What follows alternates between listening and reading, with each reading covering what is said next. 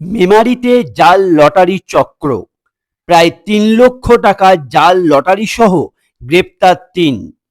প্রতিদিন লটারি কেটে আপনি রাতারাতি লাখপতি থেকে কোটিপতি হওয়ার স্বপ্ন দেখেন, কিন্তু কখনো ভেবে দেখেছেন যে লটারি আপনি কিনছেন সেটা আসল না নকল? সাবধান, এবার থেকে লটারি টিকিট কেনার আগে যাচাই করে নেবেন, কারণ মেমারি শহরেই রয়েছে জাল লটারির কারবার। এমনই এক ভুয়ো লটারি বিক্রির অভিযোগে বড়সড় সাফল্য পেল মেমারি থানার পুলিশ।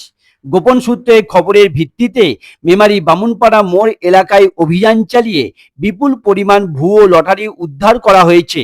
এই ঘটনায় ৩ জনকে গ্রেপ্তার করেছে পুলিশ। পুলিশ সূত্রে জানা গিয়েছে, দীর্ঘদিন ধরে অভিযুক্তরা বিভিন্ন নাম ব্যবহার করে নকল বা ভুয়ো লটারি বিক্রির ব্যবসা চালিয়ে আসছিল মেমারি শহরে। অভিযোগ পাওয়ার পর মেমারি থানার পুলিশ বৃহস্পতিবার রাতে হানা দিয়ে তল্লাশি চালায়। প্রথমে ৩ জনকে আটক করে থানায় নিয়ে গিয়ে জিজ্ঞাসাবাদ করা হয়।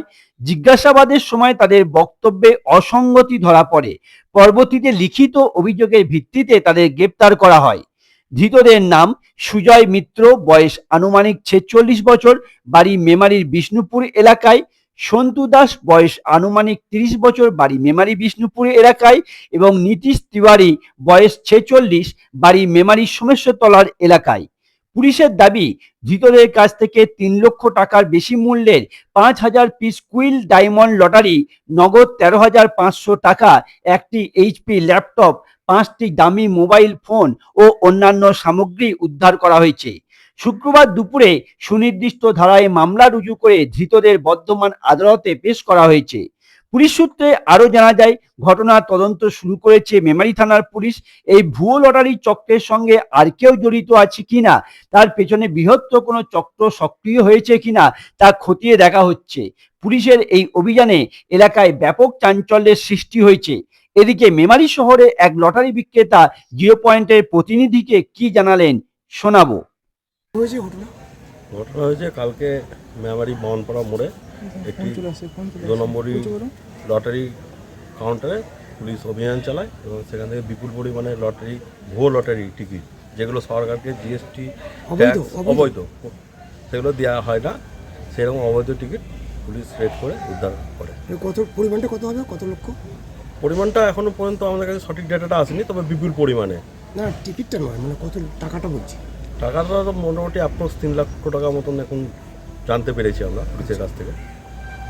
লটারিটার কি নাম? লটারিটার নাম বিভিন্ন রকম নিজস্ব পেশা চালাচ্ছে, কোয়েল, কাঞ্চনজঙ্ঘা এইসব নাম দিয়ে চালাচ্ছে ভুয়ো লটারি টিকিট। ভুয়ো লটারি? সেই লটারির প্রাইজ হতো তো? প্রাইজ তো তখন প্রাইজ হতো না, তো এত গভর্নমেন্ট স্বীকৃত নয়। আচ্ছা, ঠিক আছে, এবার মানুষ প্রতারণা হতো, প্রাইজ ঠিকঠাক হতো না, মানুষ লোভে পড়ে কাটতো। আপনাদের মূল অভিযোগটা কী ছিল? মূল অভিযোগটা এই অবৈধ টিকিটটাকে বন্ধ করার জন্যই আমরা পুলিশের কাছে কমপ্লেন করি। যে সমস্ত কোম্পানিগুলো বৈধ টিকিট বিক্রি করছে তাদের সমস্যা পড়ছে তো? তা অবশ্যই সমস্যা পড়ছে। কী ধরনের সমস্যা পড়ছে? তাদের টিকিট বিক্রি তো কম হচ্ছে, হ্যাঁ, মানুষ বিভ্রান্ত সৃষ্টি, যে কোনটা বৈধ কোনটা অবৈধ বুঝতে পারছে না, হ্যাঁ, যে অবৈধ, এই জন্যই কমপ্লেন আমরা করেছিলাম। আপনারা কিভাবে বুঝলেন যে ওখানে হচ্ছে এরকম?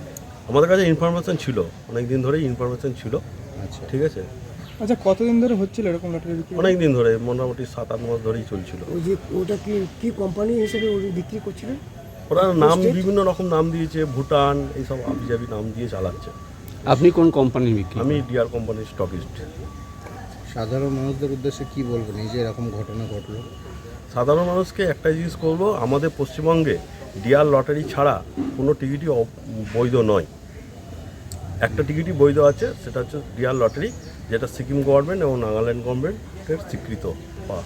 মানে ডিআর লটারি ছাড়া অন্য কোনো না, বৈধ নয়। তার কপি আমার কাছে রয়েছে, যদি আপনারা চান আমি সে কপি আপনাদেরকে দেখাতে পারি। আপনার নাম? আমার নাম রাকিবুল ইসলাম, বাড়ি? বাড়ি মেমারি সুলতানপুর। কী করেন আপনি? আমি একজন ডিআর লটারি স্টকিস্ট। এই ক্ষেত্রে অভিযোগটা আপনি করেছিলেন তো? হুম। ধন্যবাদ।